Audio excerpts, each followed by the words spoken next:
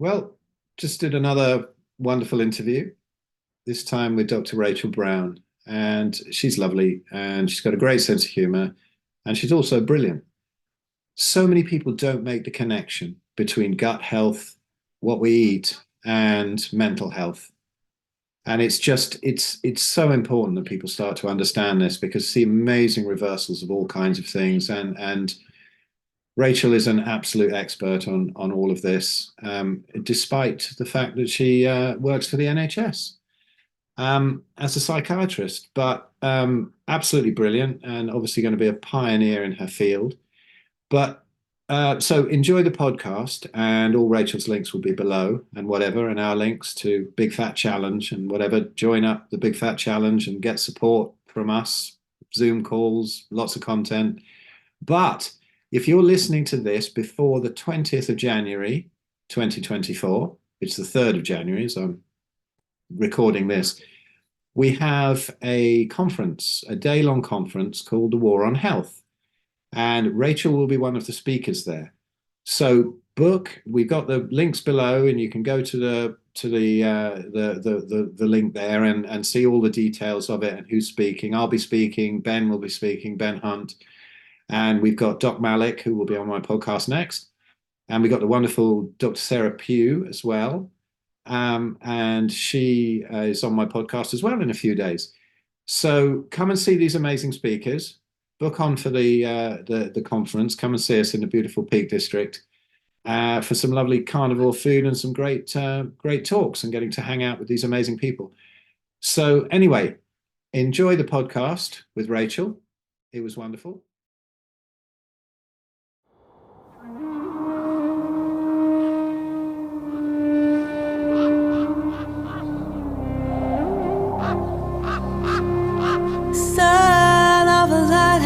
Keeper through cons and a wishing well, prayed for a love to call his own, a love to break the spell. Hi, welcome back everybody to my Red Pill Buddhist podcast. And today I've got the wonderful Rachel Brown, the carnivore shrink, who is an NHS consultant psychiatrist with a master's degree in medical laws and ethics, and also a functional medicine practitioner. And honestly, some of the stuff that I've heard from you over these past years, just amazing. And just welcome, first of all, and thank you so much for coming on.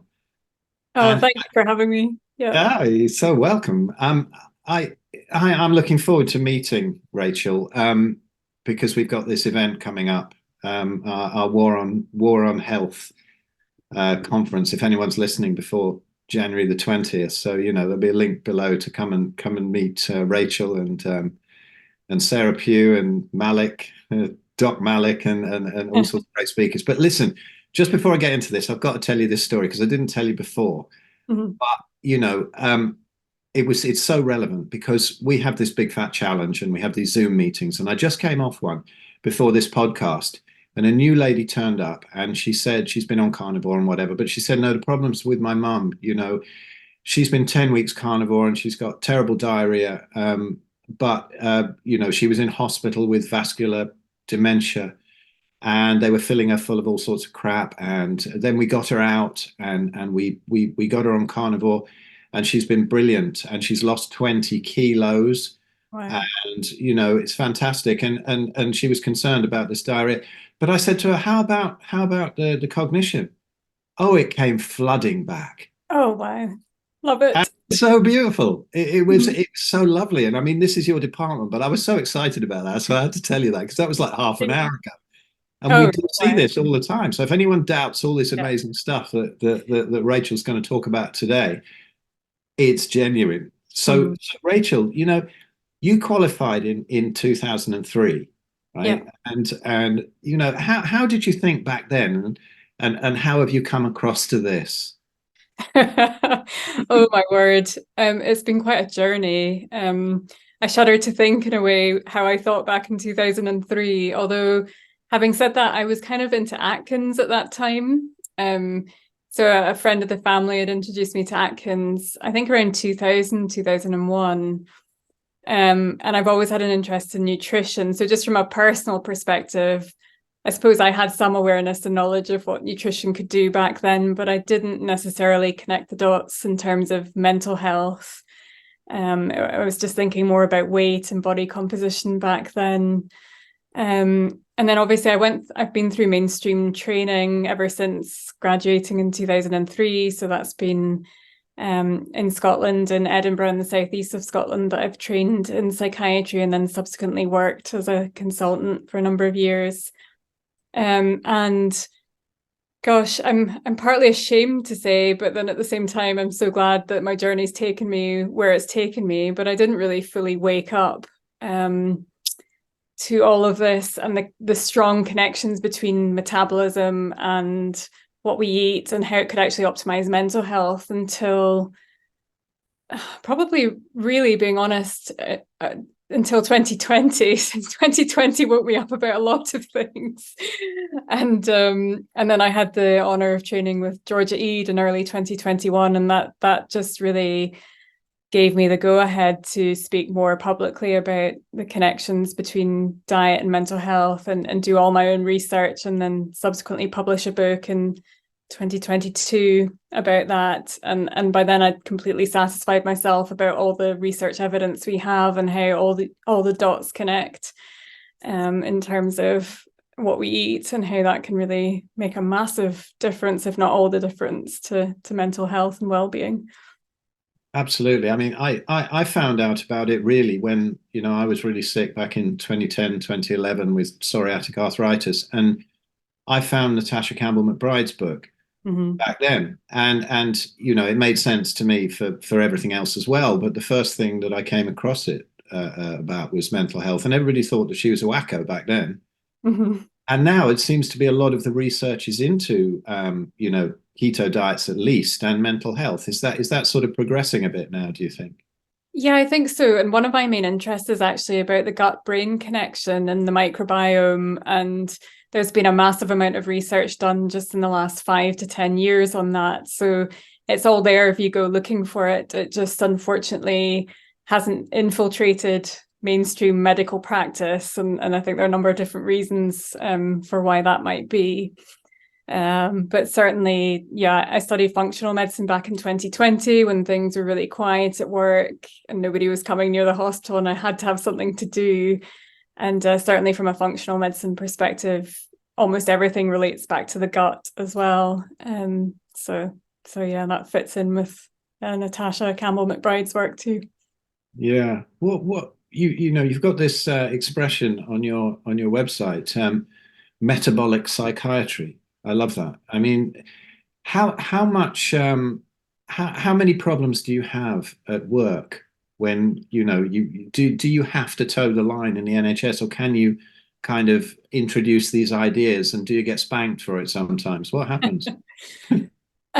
So I'm sure a lot of my colleagues think I'm crazy. So I think there's a huge amount of ignorance about it, although they don't tell me as much to my face, but I'm sure there'll be some chatter behind the scenes.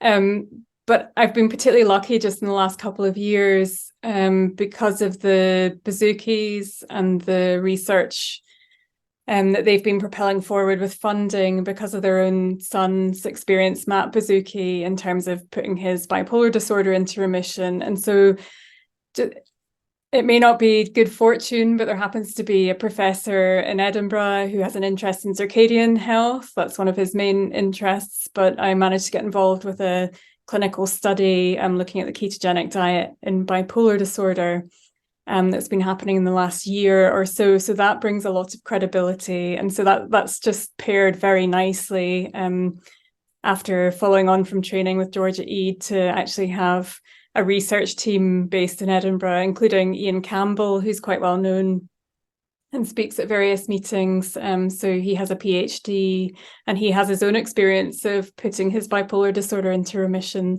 using a ketogenic diet. So it's been great working with him and trying to propel forward and get some more evidence that might be acceptable to more of the mainstream medical doctors.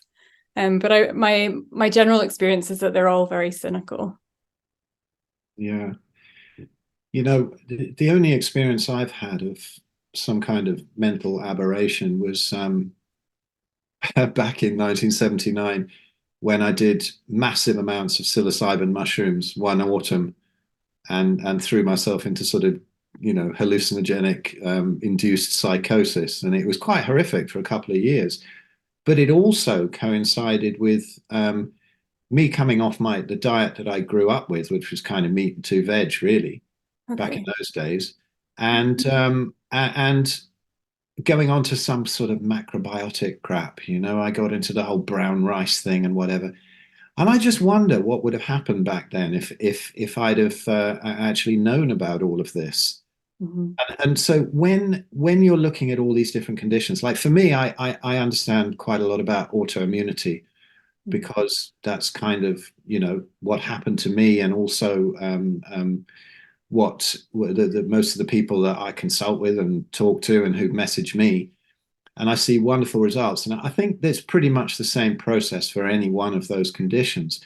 But when you're seeing these conditions, these mental health conditions, it can be anything from depression to full-on schizophrenia and whatever. And as the work of Natasha Campbell-McBride has shown with autism, helping with autism. But yeah.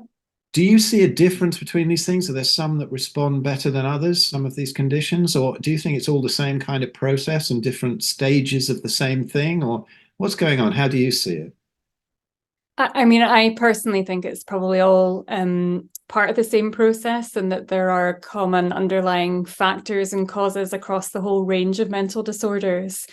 Because just the longer I've practiced for, the less enthused I've become about the diagnostic classification system.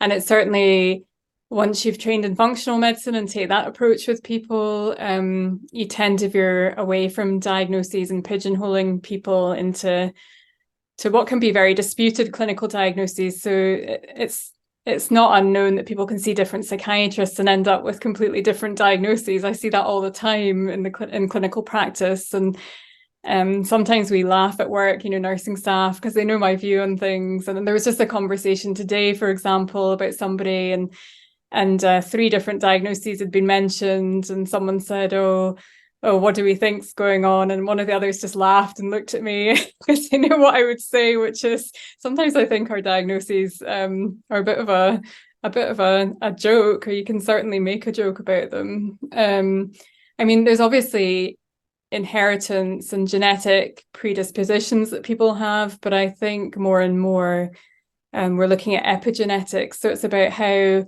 our lifestyle choices and environment actually influence the expression of our genes. That's more important than the genes we actually have ourselves.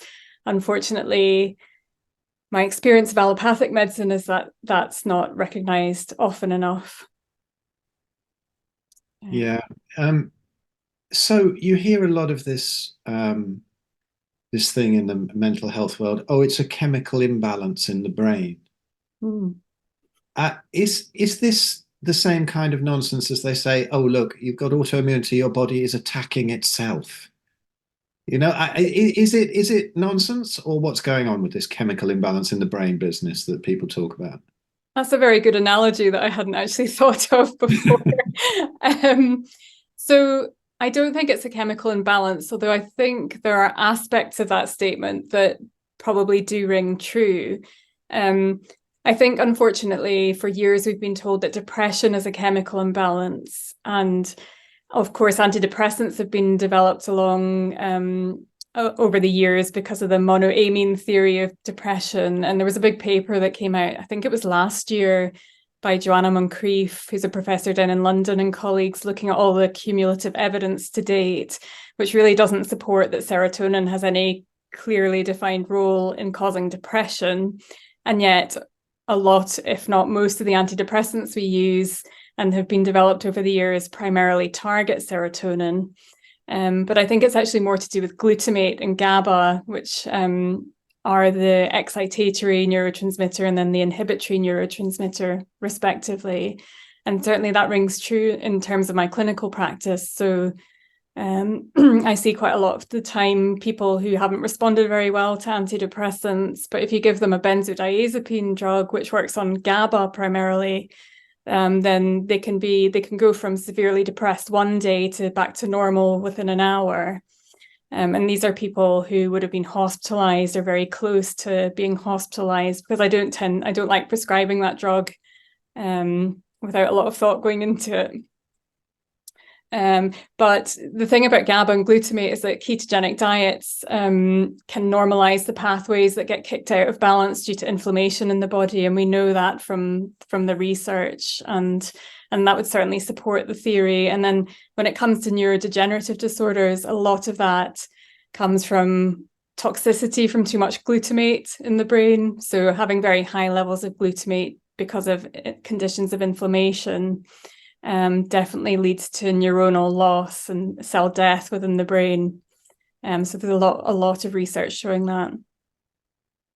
I've heard a lot recently that those I've forgotten the term of it, the plaques that you get in the brain. Oh yeah, like amyloid. Yeah, amyloid. Yeah.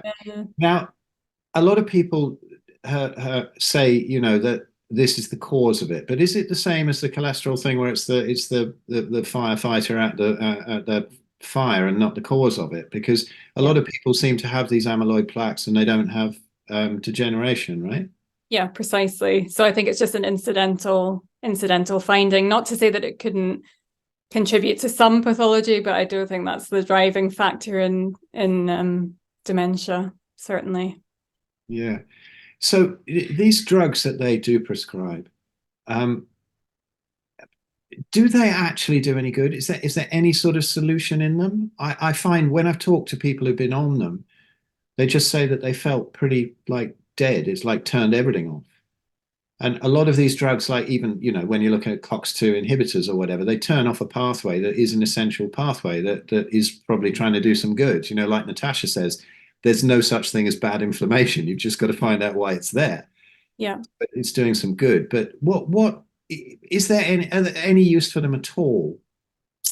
Yeah, so I struggle with this because I've definitely seen people benefit over the years from taking antidepressants, but no drug comes without side effects. And I've certainly seen a lot of harmful effects from them in terms of sexual dysfunction, for example, but also other difficult to tolerate side effects such as emotional numbing, which you touched on there.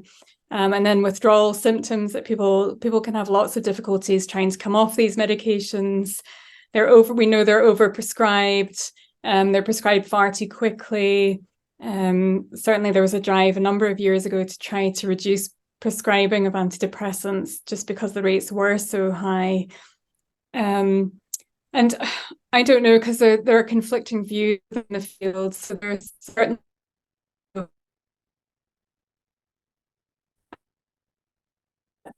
when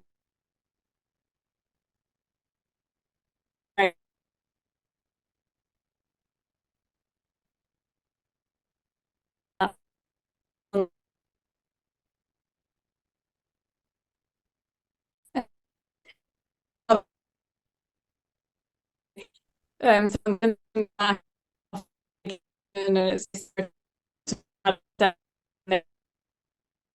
a real depression.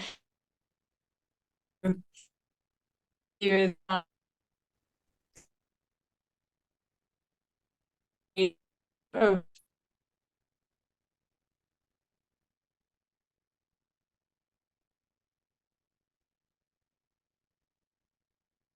sorry, I think you lost me, or I lost you for a minute. Hi, Rachel. Yeah, we did. I was just about to restart it, but yeah, it was when you were going on about the conflicting views about it. I'll warn I'll warn my guy who's got much better tech skills than me to look out for that bit in the middle. So we had a bit of a technical glitch there, and we lost Rachel for a bit. But it was just sort of conflicting views about it. Go on, carry on. Sorry. Yeah.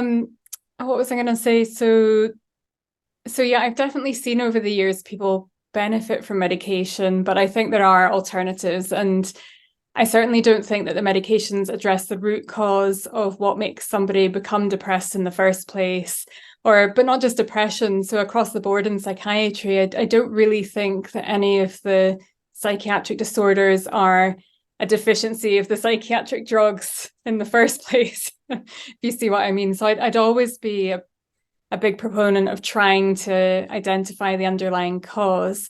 And there certainly seems to be a very strong influence of metabolic health when it comes to mental health. So that's one of the major factors people need to consider.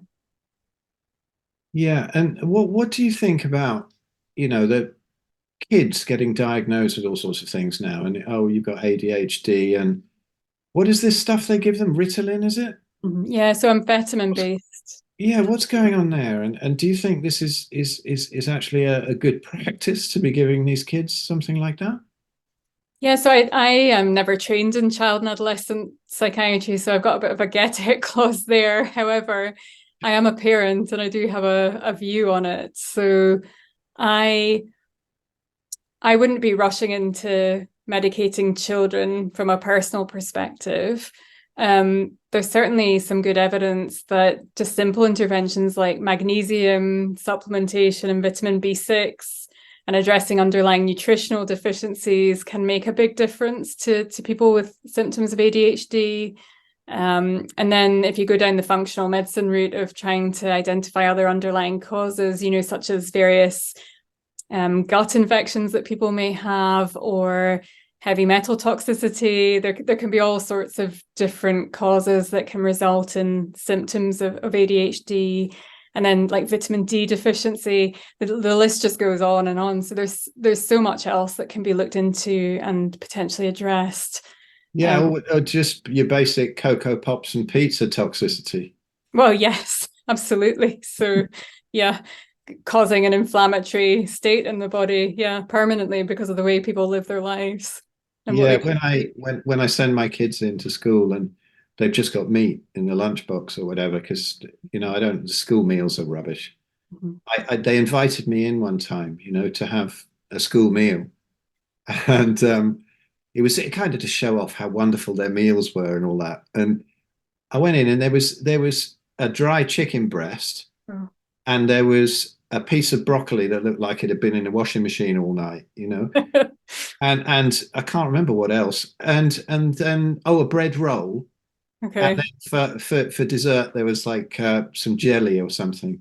Mm-hmm. And I just couldn't eat anything really. And it was funny because there were these little kiddie chairs, and we were sitting in them, and my daughter was sitting next to me, and she said to me, "Oh, can I have the jelly?" And I said, "Well, it's up to you. It's kind of crap, but."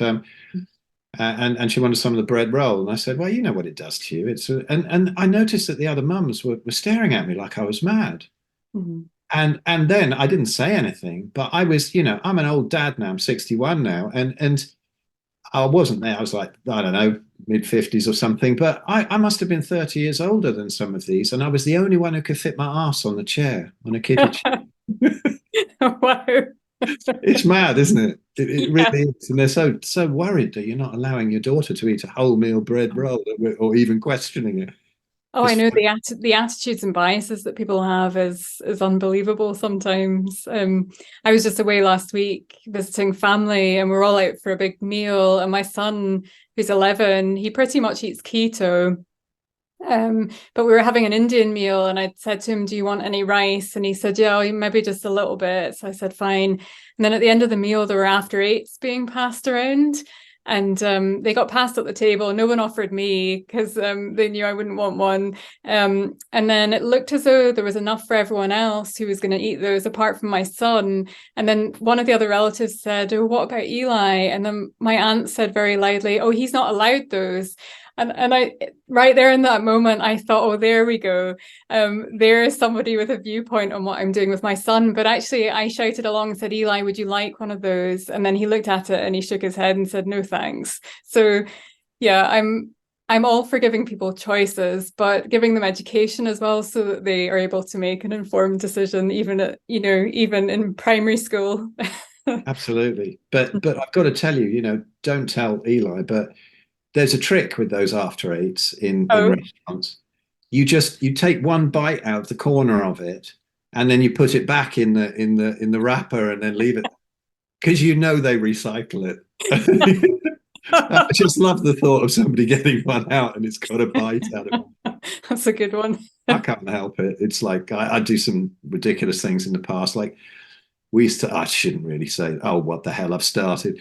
We used to get the ice cream wafers, you know, the kind of triangular ones that you got Oh, at the top. okay, yeah. Take them and you just put them in a dog poo somewhere on the street. I think of it as kind of performance art, because I was never going to eat it. No. I'm glad to say I've never seen one of those in the streets.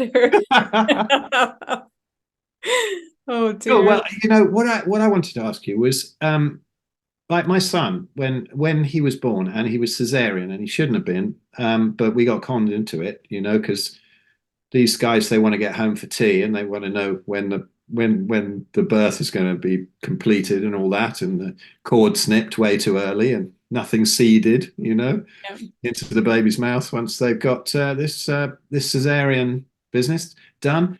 And he had eczema early in his life, quite nasty.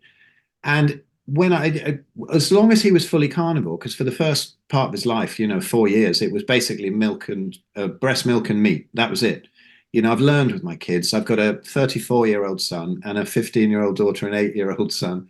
Okay. And as they've gone on, I've learned more, you know, and my youngest now, I mean, he's amazing and he's so muscly and lean and really intelligent, chilled and funny. And, you know, he's had a great start, but he did definitely have, I think, problems with the cesarean and not getting the proper seeding and whatever. But I used to send him to school with meat in the lunchbox, but also with a couple of bits of chopped up apple or something, just so the dinner ladies didn't report me to the police, you know. Yeah. He hardly ever ate it, but when he did, I mean, even a quarter of an apple peeled, he would come back with eczema kind of weeping on his cheeks that quickly. Yeah. And he'd eat some chocolate by that stage. Unfortunately, he eats now, you know, basically meat and the odd bit of chocolate, but it wouldn't do anything to him. And it was the starch in it or whatever, you know, I've noticed it with autoimmunity, the fiber and whatever. I am getting to the point. But in your practice, when you know, I've seen that you work with different diets and whatever, and we do in the Big Fat Challenge, you know, there's no point being militant with people. Yeah. But do you notice a big difference? Well, like some people might get better on sort of a paleo thing and then people a bit better on keto. Do they get a lot better on carnivore? Is there a real progression like that? I think there certainly can be. I probably haven't seen the number of people all the way through those transitions. So I think the people who get better on paleo or keto tend to just go off into the sunset, very happy with themselves. And then there are definitely others who have more challenges. And again, my view is that a lot of it comes down to gut health and the start that we have in life. And my son, for example, he was a cesarean section as well, and he cannot tolerate dairy whatsoever. So it brings him out in eczematous rashes. And you do have to wonder if you get it right early on, how different would the outcome be? But yeah, you know, I've got a lady I'm working with at the moment with bipolar disorder who has done pretty well on keto, but she also has colitis. And I spoke to her very early on when she was actually quite floridly unwell and mentioned carnivore to her because she was ranting on about her colitis and how problematic it was symptom-wise. And she's not yet fully carnivore, but I'd be really interested to see how she goes. And I've definitely heard from her that she's had the occasional fall off the wagon and then blows up in all sorts of symptoms. So rashes and colitis is a lot worse. And then when she manages to sort of pare things back to mostly meat-based, but still including some nuts and a bit of cheese, things are a lot better for her. So yeah, I don't think everyone has to be exactly the same, but definitely some people have more complex needs. Yeah, it's like it with me. I mean, I was carnivore since 2015, and I was absolutely fine for ages. And then I say last year, but we're into 2024 now. But it was 2022, and I was touring around with a band and eating things that weren't completely optimal. I wasn't eating any plants, but I ate eggs, dairy, pork, and chicken there because it's difficult to get, you know, fatty beef and lamb, which is basically what I eat because I feel way better on that, on a sort of PKD diet. And it didn't get me immediately, but it really did get me. And last winter, I was totally crippled. I was worse than I was 12 years ago. It totally ruined me. And I was on crutches, and I lost 45 pounds that I didn't need to lose. And I just completely wasted away. And it was a hell of a slap. I went on Anthony's channel a while ago to talk about it, just to warn people, because I'm kind of open. A lot of people might not admit to it, but I messed up, and I didn't realize that I was messing up. I thought I'm invincible now. I can at least eat, all that stuff, which I do once in a blue moon. But it's a funny thing about dairy as well. I think dairy was quite a trigger, because Sophia was on the podcast recently, and we were at that Sheffield thing, and Ben and I were wandering around with her in the Peak District, after one of the talks, one of the days, and going for a walk before that meal where we all got to sit and watch Sean Baker eat half a cow. And she made the point that she said raw dairy is worse than pasteurized dairy. I remember you saying this. Yep. Yeah, and I thought it was absolutely fascinating, because you're talking about your son, and people have an initial reaction to the pasteurized dairy because they can't digest it because the lactase is gone or whatever. But there's also fewer growth factors, and she's saying that with the raw dairy, people digest it easily, and then later in life it might run into some trouble. People got so angry about that. What the hell? This woman's mad, when I had her on the pod. What the hell is she talking about? It's such a sacred cow, isn't it? The dairy thing. Oh, yeah. Yeah, I'm trying to remember, because I've definitely read case reports, so that may have just been gluten. But I'd like to think there's one out there showing that dairy can induce psychosis, and I'll need to look it up again because it's been a while since I looked, but there's definitely one showing gluten, and it was a youngish person, I think in their teens, early teens, who developed a frank psychotic illness. And they did a really lovely sort of double-blind test where they put gluten into a tablet form and then had a placebo as another tablet, and they were able to induce the psychotic symptoms when the person had gluten, and then it resolved once gluten was removed from their diet. So that just shows the connection between our gut and our brain beautifully. That quickly, absolutely. So how much, with the gut being wrecked and the gut-brain connection and whatever, how much do you think is also down to actual plant toxins? Because some people seem really sensitive to it, even sort of herbs and spices. I remember on one of Anthony's show, well, he's mentioned it a few times, where he went round to his mum's and he had some lamb that had some spices on, and he got incredibly depressed. Yeah. And then he didn't believe it was that, so he tried it again and got completely depressed again. And I mean, he's a real healthy dude, I would have thought, Yeah, and I think he experienced suicidal thoughts during that time, like when the depressive symptoms came on. I'm sure I've heard him talk about that on a podcast. Yeah, absolutely. So plant toxins can definitely cause issues for certain individuals. And I think it's very hard because so many people do well on keto, but you're obviously still including quite a number of different plants in the diet, or you can be. And until you go carnivore, there's just no way of knowing, unless you have that blank slate. There's no way of doing a real challenge to find out and work out which foods are going to cause issues on an individual basis. So what do you think is actually the most healing about it for these mental health issues? Do you think it's actually being in ketosis? Do you think it's the plant toxins? Do you think it's deuterium depletion? What do you think are the most important things, or is it all sort of hand in hand?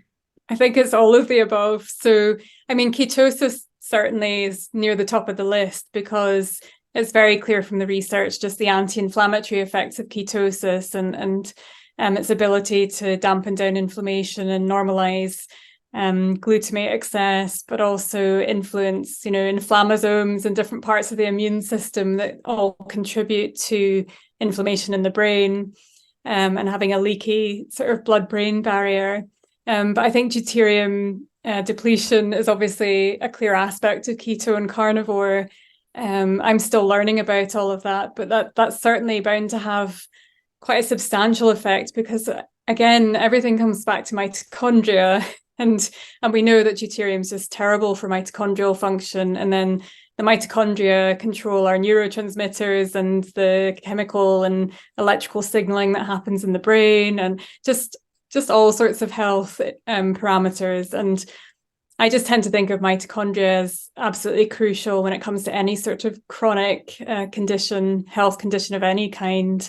So it's very difficult to look up research papers, particularly looking at neurodegenerative disorders and cancer and just all sorts of illnesses, and not find something about mitochondrial dysfunction relating to all of those. What was the other thing you mentioned? Oh, just plant toxins, was it? Yeah, do you think there's any, because it's like, some of them are worse, like lectins will go straight into the joints and they hurt like hell, and other things are sort of slower, like oxalates to build up and worse when they come out. Do you think there's any one particular plant toxin that might have an effect on mental health more than any other? Well, gluten, I don't know, would we class that as a plant toxin? Probably. Yeah. I mean, that obviously does, because it gives you leaky gut, and then you get disrupted blood-brain barrier integrity and inflammation in the brain.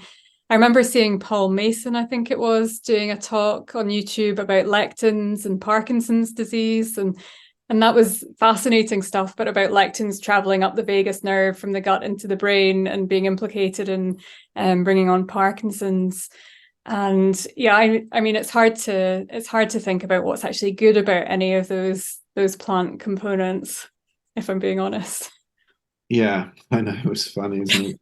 Yeah. It's the last thing that people let go of. Yeah, plants have got a load of toxins. Yeah, but they are healthy, aren't they? Yeah, but we should eat them. It's We're like just being conditioned.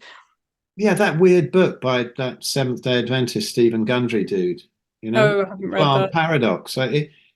It's the first half is telling you how poisonous plants are, and the second half telling you how you should eat them. It's a very bizarre book. It really is. Was it arguing that they're a hormetic stressor? Was it that kind of argument? I don't know. Who knows? I don't know. I think it's just he's so influenced by the Seventh-day Adventists that he's got to give the plants a shout out, really. Mm-hmm. Otherwise, they'll cut off his funding. Yeah. So Alzheimer's, this is so rife these days, and it's awful, because you look at these kind of tribes, and all the wisdom was passed down from the elders around the campfire or whatever. And now our elders are losing their minds, and they should be the people who are sitting in schools reading stories and talking to the kids, not drag queens, right? Mm-hmm. It's insane what it's come to. But people class this now as type 3 diabetes, and I believe Parkinson's type 4. They say now. Oh, okay, I hadn't heard that. But, okay. Yeah, but type 3 diabetes. So what's going on? I mean, these poor people, they're stuck in old folks' homes and they're being fed all this crap. Is it as simple as the fact that their brain just loses the ability to run on glucose, and suddenly it has to run on ketones, and then all that cognition comes flooding back? Is it as simple as that? What do you think's going on there with these reversals of Alzheimer's? Yeah, I mean, I think that's a huge proportion of it. So it's just very sad that mainstream psychiatry doesn't seem to have any awareness of this whatsoever. So I don't work in old age psychiatry, but I know that management of dementia just tends to be about giving drugs, which aren't particularly effective at reversing cognitive decline. But certainly in Alzheimer's, and I suspect other forms of dementia as well, you get sluggish metabolism of glucose in the brain, which comes from the brain being insulin resistant. And so the brain can be flooded with glucose because you maintain a constant proportion of glucose in your brain relative to your bloodstream. So whatever your glucose is in your bloodstream, your brain will have about 60% of that. And if the insulin can't work properly to get the glucose into your brain cells to provide energy, then you just have a brain swimming in glucose, but it's effectively starving and it can't do anything to use the fuel that's there. And that's the beauty of ketone bodies, because we know that they cross over the blood-brain barrier into the brain and then provide an alternative, cleaner fuel source, which is actually more efficient. So it provides more energy per unit, really, than glucose would. And my husband's type 1 diabetic, and his diabetic control's been revolutionized by going keto. And we always joke, because he used to get hypos sometimes where he'd just be cognitively knocked off and So he used to say, "Oh, if you're angry at me, I know I need to go and eat something," because it would really irritate me when he's just not adding 2 and 2 to get 4. And since going keto, he never has those hypos anymore, partly because he's not taking huge amounts of insulin to try and keep his blood glucose in check, so he's not overcorrecting. But also when his blood glucose has been slightly on the lower side, he just doesn't, his cognition stays intact. And that can only be because his brain's running on ketone bodies and it's still fueled, regardless of what the glucose level might be there. So I think the same thing happens in Alzheimer's and dementia. And then there's the inflammation, and then there's heavy metals as well that get kind of sequestered into fatty tissue in the body, which includes the brain. So that can also be another issue for people with cognitive difficulties or dementia. Yeah, I remember one time when they were putting it all down to aluminium frying pans and stuff. Yeah, I mean, that definitely increases the risk. I don't know if it's all just frying pans, but anyway, that's another topic. Well, everybody's always looking for one thing, aren't they? It's always a ton of things. We're assaulted with so much in the modern world. Mm-hmm. Mm-hmm. But it's so sad that they're in these homes. And would you like a sugary cup of tea? Would you like another biscuit? Would you like a sandwich? Would you? And they don't know, these people who are helping them, but it's absolute abuse, isn't it? Really? Do you think there'll ever be a time when this comes over, or do you think there just needs to be what Maharishi, the sort of guru of the transcendental meditation movement, once said, that the next world war is going to be against the pharma companies, and here we are. Mm-hmm. And is it all to do with the pharma companies that this stuff gets buried? Because it's all money that they need to do this. I mean, I've heard about these Alzheimer's drugs where even they say they don't really work. No. Yet people buy them out of desperation, don't they? Yeah, absolutely. And I was just going to say to you, I don't know that we're ever going to see this change in our lifetime, because I think there's too much corporate influence on policies. I was just thinking about what we feed people in hospitals and the companies that are bought in to provide food, which is no better than what you described in terms of the nursing homes there. I mean, the research is all biased because really the people with the most wealth to put into research studies is pharma. And so vast amounts of the research literature are so influenced and biased because of who funded the studies. And then it's also relevant in terms of keto and being able to get enough studies done to convince people who need to still be convinced that it could help mental health. But there's no pharmaceutical company that's going to fund that research. And hence that research hasn't been done until very recently, when they're just, through good fortune or whatever you want to believe in, there happened to be a family who had personal experience of this changing somebody in the family's life, and they were philanthropists with money to be able to start a movement in terms of research. So yeah, interesting times.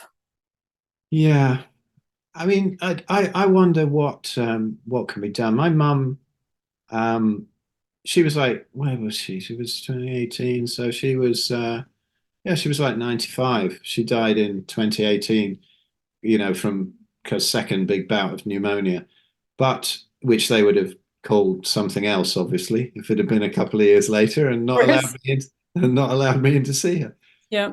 But it was amazing, the journey with her, because there was I took her to a gastroenterologist. She was having this horrible reflux, and it was a very sort of strict, stern gastroenterologist around here who had a bit of a reputation, and I took her in there, and she'd had this sort of swallow thing, that's a contrast thing, because I just thought, I'm going to put a camera down there to find out if it's anything horrendous.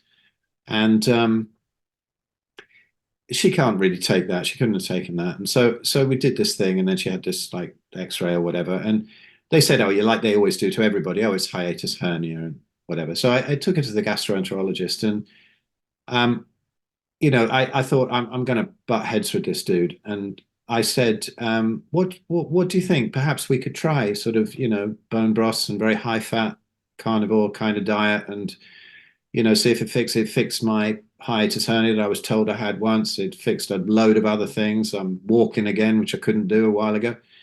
And I thought he's going to have a go. And my mum interrupted me because, however much your kid might know, they're still idiots. Yeah. She just went, well, what are you going to do for me? To the doc. And he said, if you listen to everything your son says, you'll never need us again. Oh, wow. And it was like, whoa, you were waking up as well. I was not expecting that. No, and she did, and that fixed itself. And then, a couple of years later, her breast cancer reversed as well on it with a, carnivore diet and an iodine protocol and whatever. But the point I was getting to was it was heartbreaking when she was in hospital because I'd have to go in all the time and try and just take her something, take her some bone broth with some meat whizzed up in it. I mean, she was obviously didn't have that much long left. Well, the first time she went in hospital and came out fine, but which they were amazed about. But then she got another bout of it. But you'd have to go in and get these tubs of Ensure and whatever and put them in the bin. Yeah. And they're saying, you read the label on that. There is nothing in there that's food whatsoever. Nothing. It's a load of soy and corn or whatever and a load of chemicals. And they're feeding this to people. And I talked to a consultant and I talked to him about this. And I said, they're telling me I can't bring this food in. I can't bring her some hot food. I said, I'm going to do it anyway.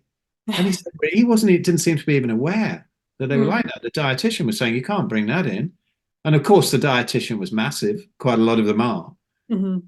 Yeah. And, what can be done if somebody's out? I mean, that was a different case with my mum. She was pretty well cognitive, but, what would be your advice to somebody who understands that perhaps they're in a care home and they're having some trouble? With these horrible diets, is there anything they can do apart from take every single meal in? Is there any way? Do they ever listen to anybody and say, can you feed them something different, or they're just not set up for that? Or it's a heartbreaking situation for a lot of people, particularly when they've realized. Yeah, I mean, I don't have a huge amount of experience with care homes just because of the population I work with. Don't tend to end up in them, but I suspect it probably depends on the size of the organization and the systems that they have in place. And I suspect partly the attitude of the manager and, being able to make one-off arrangements. But I'd be surprised if they would have enough knowledge to begin with to be able to make alternative arrangements. So I suspect it does really rely on the family being able to try and request to take forward better food choices for their loved one who happens to be there. It does, doesn't it? And this is part of the war on health that we're experiencing now, isn't it? So, I mean, everything's controlled by big food and big pharma, from what I can see. It is. So, apart from diet, how much do you think is the other things that are important? Do you tell people about sort of circadian stuff? I mean, here we are both sitting here bathed in red light. And so obviously you're well up on that. But do you talk to people about that? And do you find that also helps people alongside it? Because I find people heal better the more of these things they do. Yeah, I don't. I'm just trying to think. So I haven't had a huge amount of success of seeing people implement the changes when it comes to their light environments, partly just because I work in a service where we only see people for a couple of weeks on average. But I definitely speak to people about this. And I had somebody a few weeks ago, and one of the first things they said to me was how they had seasonal depression and they had a sad lamp and they only ever get depressed in the winter. So that opened up a perfect opportunity to talk about circadian health. And they sat there wide-eyed as though I was telling them something they'd never ever heard before. But then quickly got a bit annoyed because they'd had another agenda about what they wanted to discuss during the appointment. So the conversation moved on. But yeah, so we're talking about circadian health. So I was saying that I had a patient just this morning who is morbidly obese and has mobility issues following an accident several years ago. But basically, they live on takeaway deliveries and never leave the house, and they don't even open a window. So that was an obvious conversation to have about the need to get daylight to be able to trigger off the signaling cascades, even just to make melatonin and cortisol at the right times of day. So yeah, I definitely talk about all of those things with people. Whether people are open to hearing about it is another matter. Yeah, it's a funny old thing. Sometimes people are open to it. Sometimes it's the other way around, isn't it? Where you're talking to some vegan or something, and you're talking, well, you're saying, well, you can get all the lights sorted, go and do the grounding, do the emotional work, and they go, oh yeah, that's great. Turn the Wi-Fi off at night, all that sort of thing. Yeah, that's cool. And then eat a steak. Oh, fuck off. Yeah. and, so, and then you've got like 3 months of deprogramming with them to help them out before they'll do that. It's a whole load of it's Jack Cruz keeps saying to me, will you stop being a diet guru and be a light guru? Oh, And I say, well, it's just, I mention it to everybody. It's just that there's many misconceptions, aren't there, built up about diet. They've got us under so many layers of deception. I mean, I've been studying this for like 40 years and I was wrong for 30 of them. yeah. I wrote a couple of books, including stuff on veggie eating and vegan. Oh, I didn't know that. Okay. Yeah, back in the 90s, and I was into that, and it's embarrassing now. And I think, oh my God, what's I doing? Yeah, Anyway, I mean, I had a vegan stint for about a year and a half. Gosh, probably about 12 years ago now, longer, in fact. But yeah, I find that really embarrassing now. But it was a great N of one experiment because my health deteriorated quite a lot during that time. And I've never been as healthy since going carnivore. Yeah, I was veggie and with bouts of veganism for about 30 years. And it was no wonder it destroyed me, really. I was trapped into it from the whole spiritual thing because I was kind of, from the 80s and through the 90s, I was a bit of a yogi, really, and that was all I was doing. And I that's what I'm going to talk about at the conference, at the event, is the sort of that side of it and how a whole load of the spiritual thing sort of drags people into it as well, with all that, oh, you'll never ascend to 5D if you eat meat and all this bollocks from all this new age nonsense. Okay, yeah. Really odd. It's just coming from all sides, isn't it? Yeah.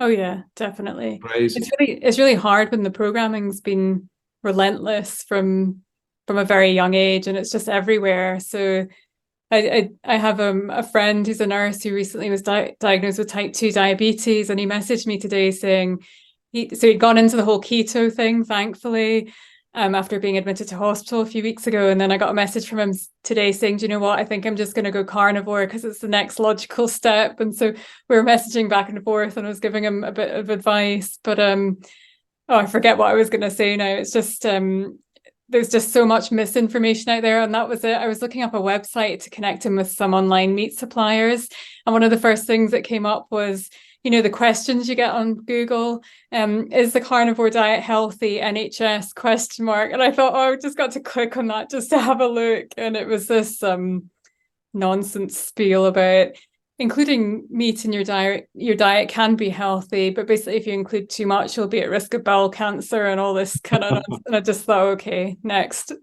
Yeah, it's nonsense, isn't it? I like Ken Berry's attitude. He when he was on my podcast, and he said, I love it when people go vegan because it's the first step towards going carnivore. At least they're thinking about it. They got to go through years of ill health and militancy and going barking mad and whatever. Yeah. Very, very strange. Do you notice in your practice, even in the NHS, that there are people coming in on a plant-based diet who have sort of mental health issues? Yes, definitely. Wow. And it's always a difficult one to know how to gauge whether you say something about that or not. I have said to a few people in recent years, I don't think, I wouldn't be able to recommend a vegetarian or vegan diet from a mental health perspective. And these are the reasons why. But there's some people you just can't even go there. So I suppose you can't be like me because you've got, like a proper job and stuff. You can't just say, look, you're barking mad because you're a vegan. Yeah, but no, I couldn't say that. You're right. Cool. Well, unless there's anything else you can think of, Rachel, that was lovely, and thank you so much for your time, and I can't wait to meet you in person. Yeah, likewise. No, I can't think of anything else. Sorry about the technical issues with the Wi-Fi, but Oh, that's all right. My friend John will help out and cut those out. I know roughly where they were, and he can look out for them. And I don't have any skills like that whatsoever. I have no idea. But he'll cut them out and whatever. So please let everybody know where they can find you. I mean, there's so many interviews. Just put Rachel's name in on YouTube, and you'll find some fascinating stuff. There's a load of great interviews out there. But where can people go, and can they talk to you in a more sane environment than the NHS? Yes, so probably my website's just the best place, which is just my name, so drrachelsbrown.com. And there's a whole sort of blurb of information on there that I update from time to time, and then people can book in if they want to speak. And then I get a lot of people messaging me on Instagram. So I'm Carnivore Shrink on Instagram, and I tend to try and put a fair bit of content out there too for people. Brilliant. And if anybody wants to come along and meet Rachel, who hasn't already booked, you're very naughty if you haven't. It's waronhealth.uk. I'll put the links below, Rachel's links as well. And come and meet us and in the Peak District in January the 20th. So yeah, this will be up forever, so that's probably irrelevant to most people. But Rachel, thank you so much for coming on, and looking forward to seeing you in a couple of weeks. Yeah, thank you for having me, and yeah, looking forward to the 20th. Cool.